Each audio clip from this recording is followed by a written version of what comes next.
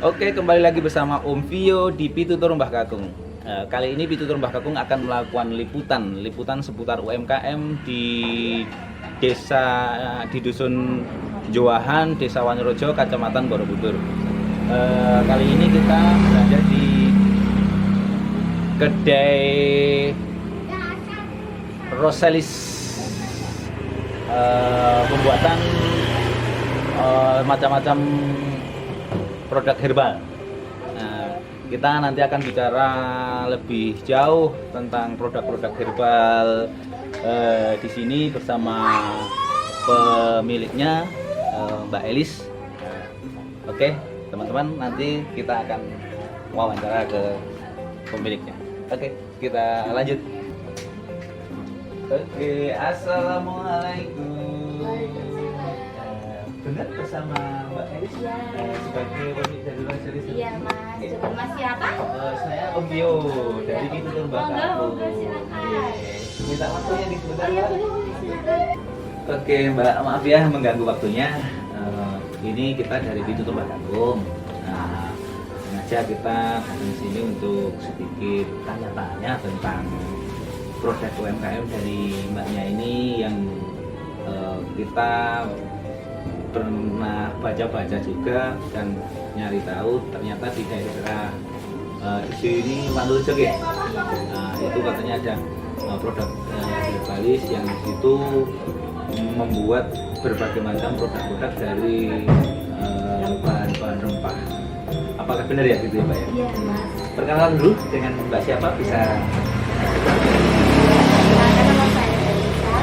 Saya adalah founder sekaligus owner dari Bisnis Borobudur, yang mana kami punya produk dengan brand Roselis. Gitu ya. Oke Mbak,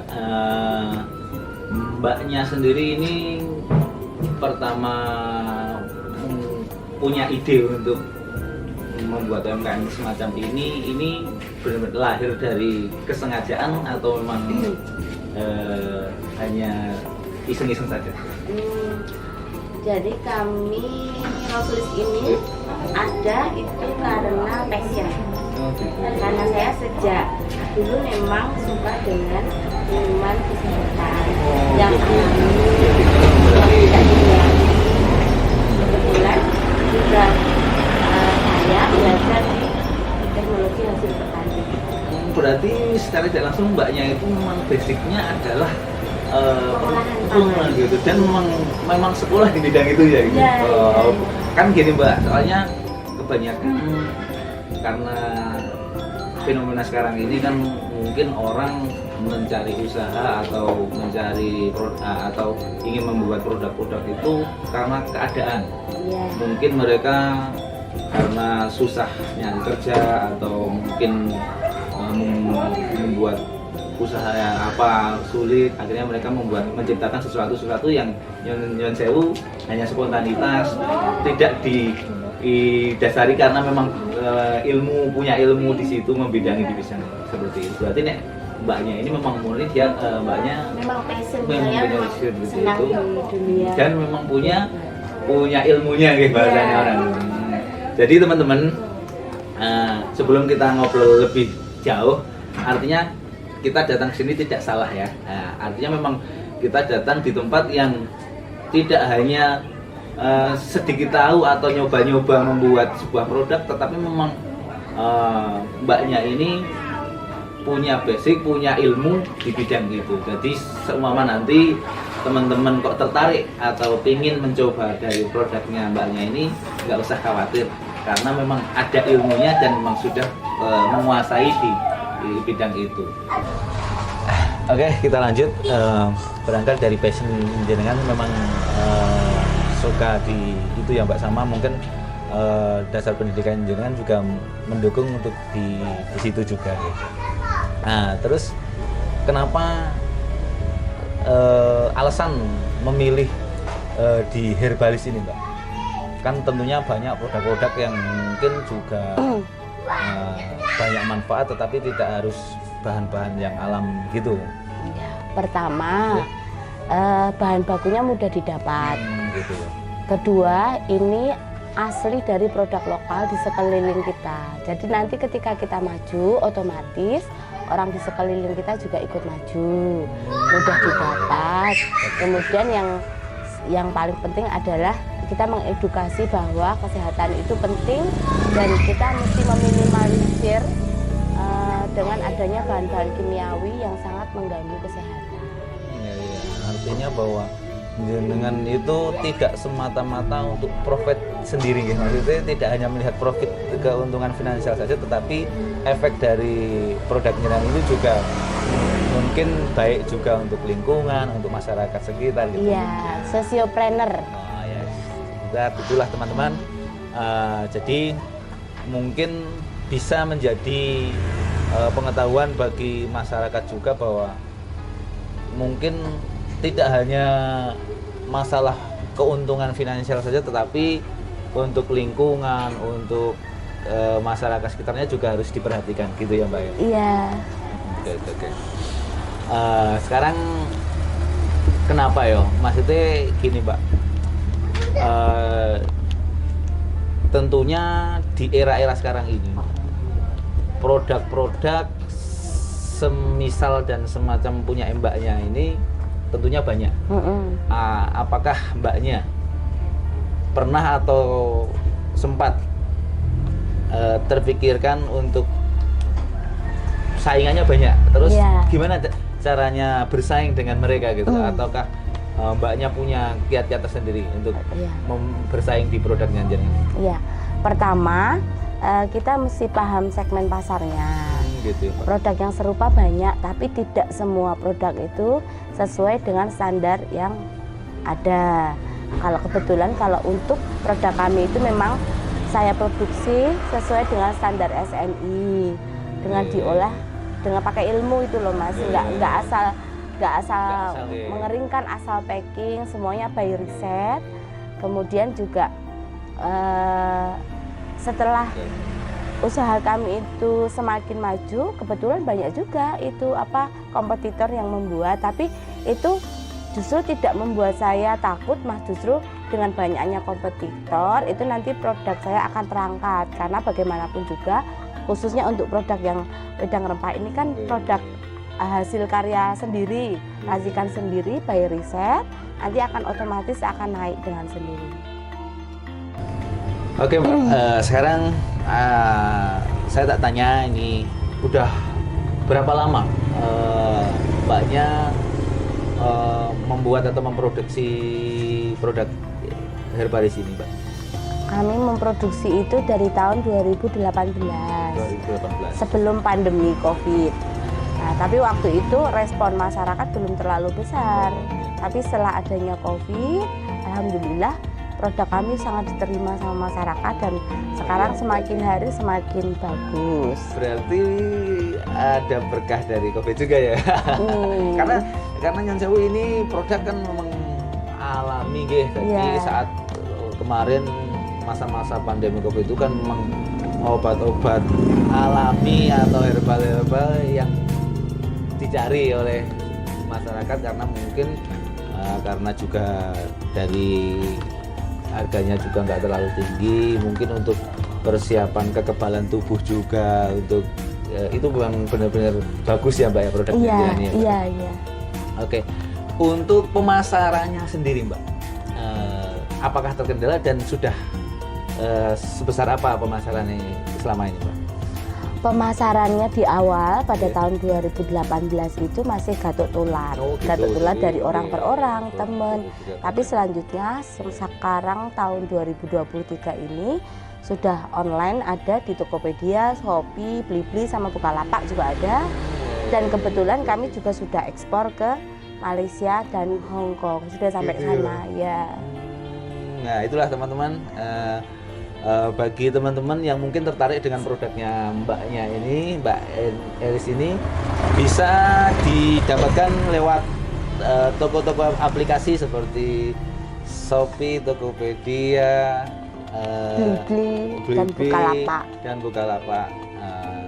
Atau kalau jenengan pingin datang langsung bisa datang ke sini di dusun Jowahan, Desa Wanurejo, Kecamatan Borobudur, dekat dari wisata Candi Borobudur. Oke Mbak, selama ini pasti dinamika dalam sebuah usaha itu pasti ada nggih? Pasti. Apa yang sangat terasa selama ini dari Mbaknya, kendala atau mungkin permasalahan atau hal-hal yang mungkin kurang kendala-kendala lah apa yang mungkin selama ini dihadapi oleh Mbaknya sebagai pemilik ini? Kendalanya tuh banyak, ada eksternal dan internal. Kalau yang untuk internal ya kita mesti ngomong karyawan, harus membagi waktu dengan benar.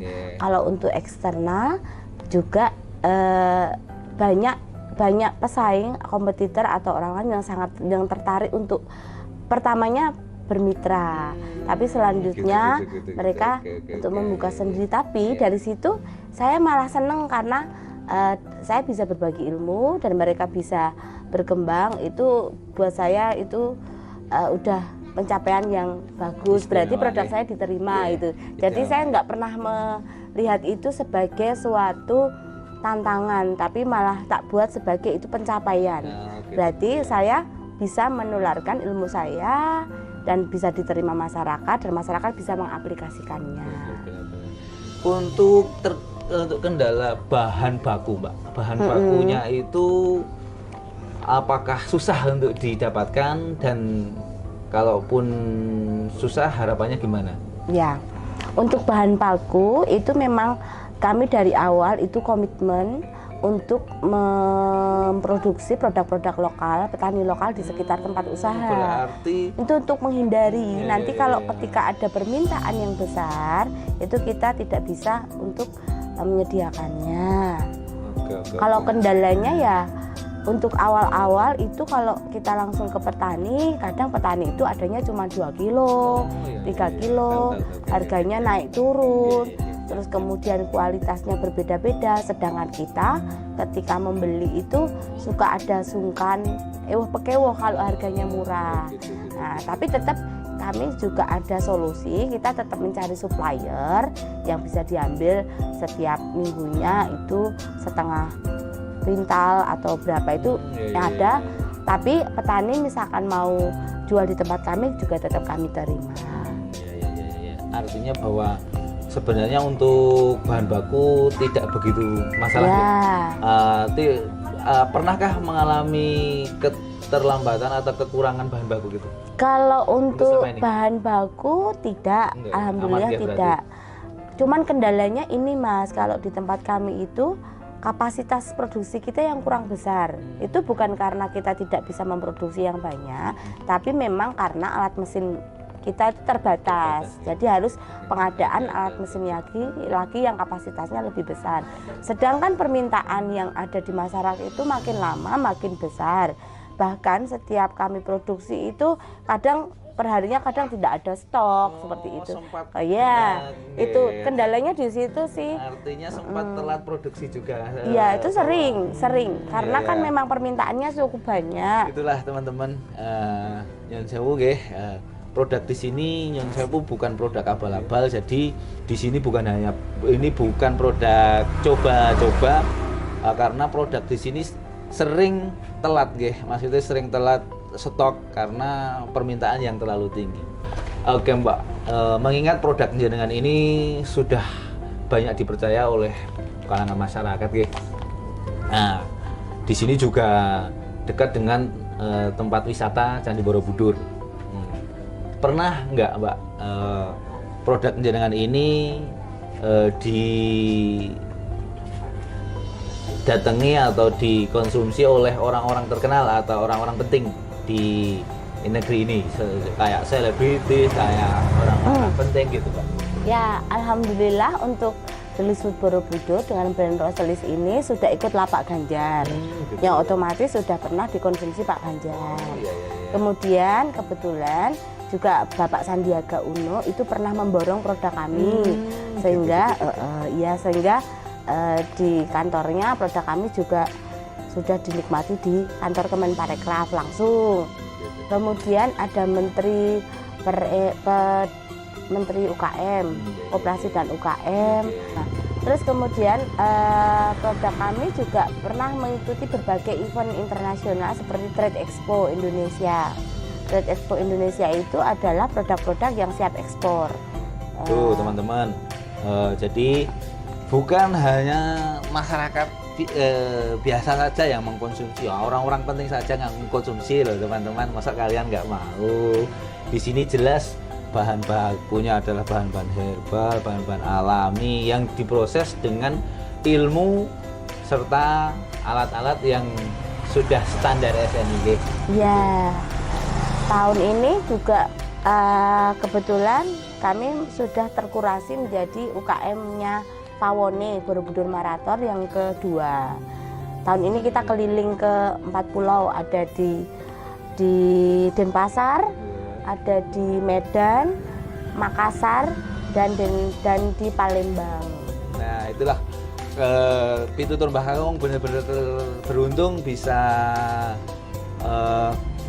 wawancara di sini, bisa ketemu sama Mbak Elis ini dengan produk yang ternyata produknya begitu sudah memasar luas, bukan hanya masyarakat kecil, ternyata pasarnya juga bahkan sampai sudah ke luar negeri.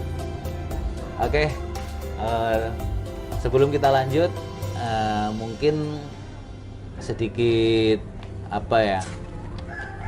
untuk teman-teman barangkali sedikit info lah untuk teman-teman atau pelaku-pelaku UMKM yang lain, barangkali punya produk yang mungkin bisa bermanfaat untuk masyarakat yang lain, mau dikenalkan, kita Pintu Tur Mbah Kakung siap untuk membantu teman-teman tanpa pungutan biaya apapun. Tapi dari Pintu Tembah Kakung cuman titip pesen sama teman-teman semua, para pemirsa semua, jangan lupa subscribe, like, komen, dan share ya. Oke, kita lanjut ngobrolnya sama Mbak Elis. Oke Mbak, sampai sekarang ini sudah menghasilkan berapa produk dan apa produk unggulan dari Roselis punya Mbak ini? Oh iya, di tempat kami itu ada 42 produk, itu sudah bersertifikasi halal semua. Kemudian untuk produk unggulannya itu adalah wedang rempah. Ini yang kemarin sudah di saat ada acara G20 itu menjadi salah satu souvenir untuk dibawa delegasi di beberapa negara.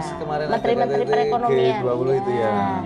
Sama menteri pariwisata ada India, ada Taiwan, ada China gitu. Sedikit bocoran Mbak, ini manfaat dan kegunaannya apa untuk Kalau khusus ini produk ini? ya, kalau ini yang pasti ya, ini meningkatkan imunitas.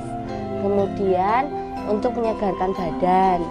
Kemudian ini juga untuk membersihkan detoks-detoks yang ada dalam tubuh, untuk menstabilkan pencernaan juga.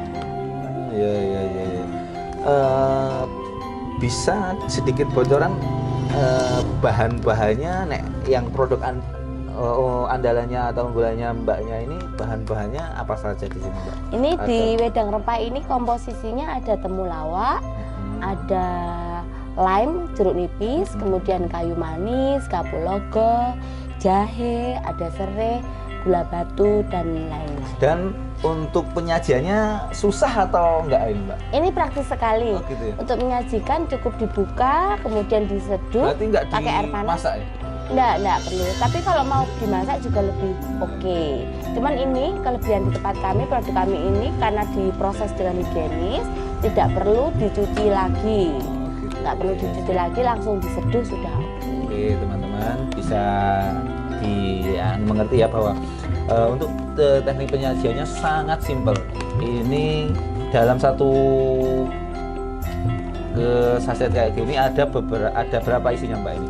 Satu pouch ini ada 4 saset. Dan nanti untuk penyajiannya cukup mudah, cuman dituang air panas gitu. Iya, tuang air panas. Tuang air panas tanpa ditambah gula gitu. Tanpa sudah ada gula. Oh, sudah ada gula batu gitu. Iya. Dan ini contoh dari sajian produk ini. Ini sangat cocok untuk dikonsumsi di waktu-waktu malam atau saat kondisi dingin ya Mbak. Iya. Udara dingin gitu. Ya sebenarnya ini adalah salah satu inovasi produk kami. Jadi kalau rempah di tempat yang lain itu rempah itu identik dikonsumsi oleh orang-orang tua, orang-orang mbah-mbah, simbah-simbah. Tapi kami itu meracik ini yang untuk bisa dikonsumsi oleh kalangan muda. Karena kalau yang panas itu rasanya segar, kemudian dikonsumsi di dingin juga bisa. Nanti ditambahin soda jadi rempah squash gitu. Ini untuk kalangan milenial sekarang. Kalau pingin anget-anget badan, sudah tidak zamannya lagi minuman-minuman yang itu ya. Coba ganti dipakai minuman ini. Ya, ini pasti akan membuat tubuh teman-teman milenial semua anget, dijamin pasti. Oke Mbak, bisa saya coba ini ya Mbak ya? Iya silakan. Ini teman-teman, mantap sekali nih. Bagi teman-teman generasi milenial harus nyoba ini minuman herbal yang kekinian yang bikin tubuh anget.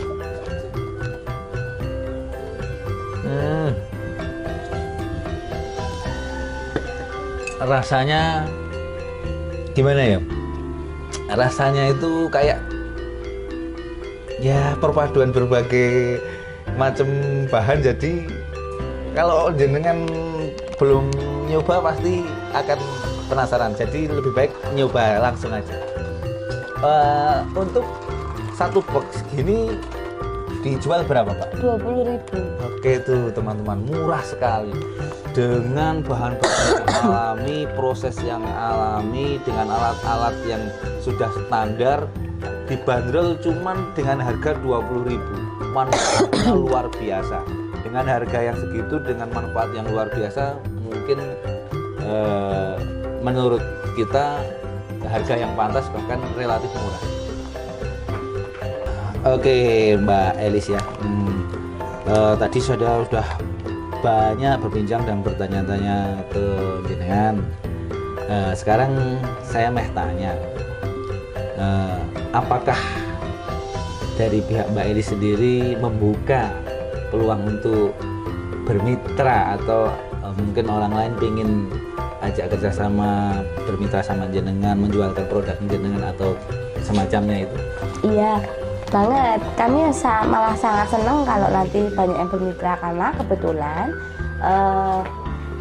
omset terbesar kami justru malah B2B, business to business, banyak ke reseller, distributor dan agen, dan ke hotel, resto dan kafe. Kalau yang untuk langsung ke end user itu banyak, tapi sumbangsihnya untuk omset itu besarnya di B2B. Jadi masih sangat berpeluang untuk teman-teman atau semua masyarakat yang mau ikut menjualkan itu kan juga nanti selisih marginnya lumayan banyak, bisa untuk mendapatkan keuntungan. Untuk kapasitas produksinya sendiri satu harinya bisa? Kapasitas produksi untuk wedang rempah ini seharinya 400 pieces sehari. 400 itu ya? Pieces, 400. Kalau ini kan satu pack. Kalau 400 pieces berarti 100 pack.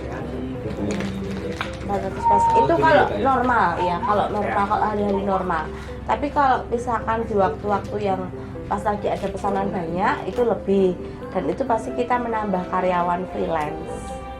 Itu bisa dilihat ya teman-teman. Produk ini memang benar-benar beda. Saya pernah lihat produk wedang rempah dan semacamnya itu, saya pernah lihat Mbak. Beda mesti. Apa itu ya namanya ya? Beda komposisi ya. Itu tapi saya lihat bahan-bahannya itu nggak bersih, nggak seseger ini gitu loh. Kalau itu memang benar-benar kering. Nah ini memang hijaunya masih hijau, terus itunya tetapi kering, tetapi masih kelihatan naturalnya gitu. Oke, beda memang. Saya juga lihatnya beda Mbak. Karena memang saya juga suka Mbak wedang kayak gini. Guys, dari dulu saya memang suka wedang gini.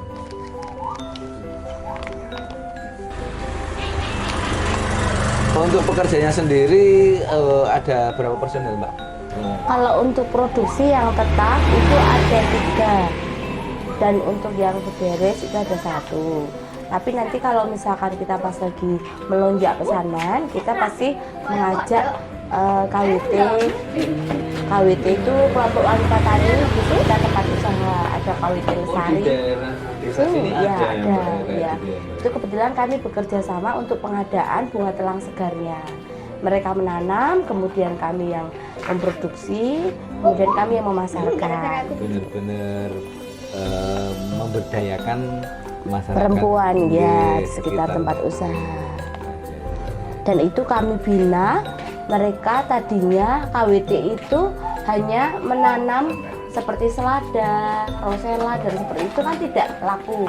Kemudian saya ngobrol dengan ketuanya, Bu, kalau misalkan kita menanam bunga telang gimana? Kemudian saya kasih benihnya, kemudian akhirnya menanam dan memproduksi. Kemudian pas panen itu setiap hari mereka menyetorkan panenannya ke kami. Awal panenan itu cuma 20 kuntum, tapi sekarang sudah bisa sampai 600 gram per setoran bunga segar. Artinya bahwa mereka mendapatkan tambahan penghasilan gitu. Iya. Bukan hanya mungkin para wanita-wanita di sekitar sini aktivitas tetap jalan, ada tambahan dari hasil menanam itu yang dijual ke sini gitu. Iya. Itulah keunggulannya di sini, benar-benar bukan hanya membuat produk tetapi memanfaatkan potensi warga-warga sekitar juga.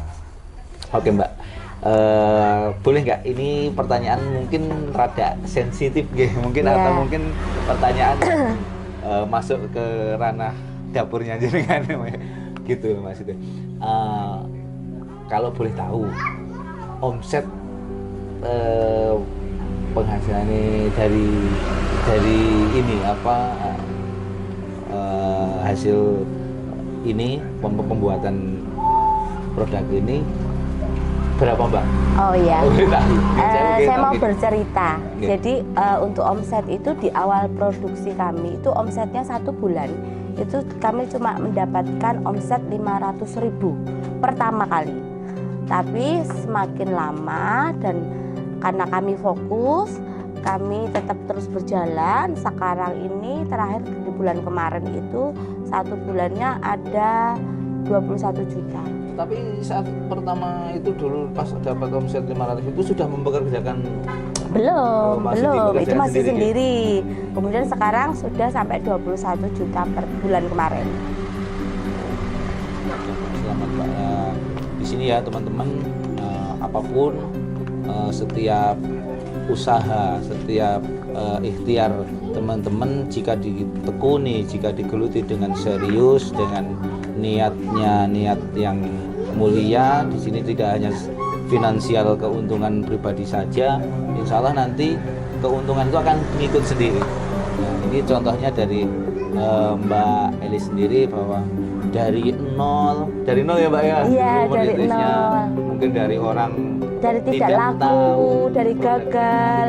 dari gagal, dari tidak dipercaya produknya oleh orang, ibaratnya masih disangsikan ini produk apa, tetapi tetap kembali lagi, tetapi tetap gigih, tidak pantang menyerah, tetap berproses, tetap melakukan usaha terus, akhirnya jadilah sing seperti sekarang ini. Iya Betul ya, Mbak, Mas, ya? iya.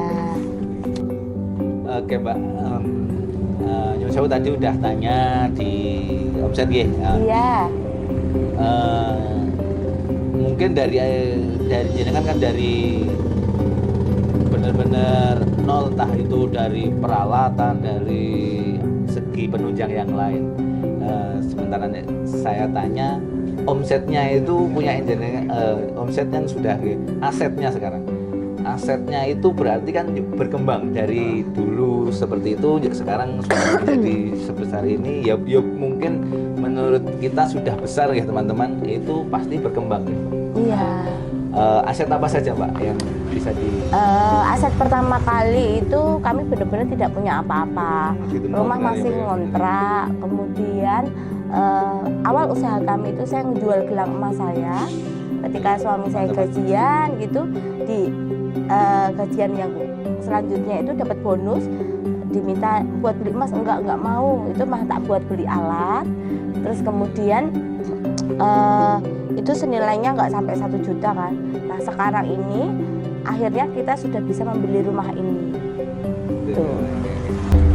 Oke Mbak, sebelum kita sampai di akhir perbincangan kita, ada nggak tips dan kiat-kiat buat pelaku usaha yang lain atau untuk masyarakat umum lah, perihal tentang usaha UMKM kayak punya jenengan kayak gitu? Iya. Tipsnya yaitu yang pertama itu kita harus punya target dan goal. Kita mau seperti apa, kemudian itu pertama kali kita harus punya target dan goal itu. Kemudian kita mesti fokus. Terus kemudian yang ketiga itu kita mesti mencintai dengan pekerjaan yang kita lakukan. Dan yang paling penting kita itu melakukan produksi atau berusaha itu berdasarkan demand atau permintaan. Jadi tidak berdasarkan asumsi kita, oh ternyata kayaknya ini bagus nih aku produksi gitu, itu belum tentu. Tapi berdasarkan riset, survei, oh ternyata produk ini dibutuhkan masyarakat, oke, aku membuat gitu. Jadi kita nggak konyol dalam berusaha, nanti akan mendapatkan insight yang lebih bagus. Terus harapannya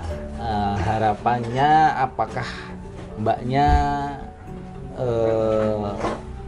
sudah atau pengen, barangkali sudah didukung oleh instansi-instansi pemerintah yang terkait dengan usaha-usaha UMKM seperti ini, apakah sudah terjamah atau mungkin bahkan mungkin dari Mbaknya sudah terbantu oleh pemerintah? Ya, untuk pemerintah itu alhamdulillah kami sangat terbantu dan didukung sekali oleh Dinas Koperasi UKM, Dinas Perdagangan, bahkan kemarin dari Bea Cukai juga mendukung kami, mensupport kami sehingga kami bisa maju karena bagaimanapun juga kita tidak bisa berjalan sendirian. Kita harus kolaborasi dan membuka apa ya, mindset kita harus terbuka, orang-orang bisa membantu kita dan kita juga terbantu, nggak boleh menutup diri. Itu seperti itu teman-teman.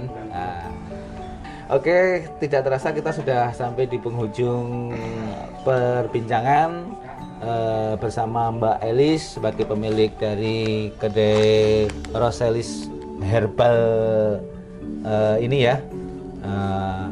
Barangkali teman-teman tertarik dan pingin lebih jauh, lebih mengenal atau lebih tahu tentang produknya Mbak Elis ini, bisa datang langsung ke lokasi di dusun Johan, Desa Wanurejo, Borobudur. Kecamatan Borobudur. Nanti googling aja, Roselis bisa, Delis Food juga bisa. Delis Food juga bisa, ya. Akhir kata, apabila banyak kesalahan dan kekurangan dari saya, Om Vio, sebagai host atau pembawa acara di sini, saya minta maaf yang sebesar-besarnya. Kembali lagi di liputan-liputan selanjutnya bersama Pitutur Mbah Kakung. Jangan lupa like, komen, dan share di Pitutur Mbah Kakung. Dah.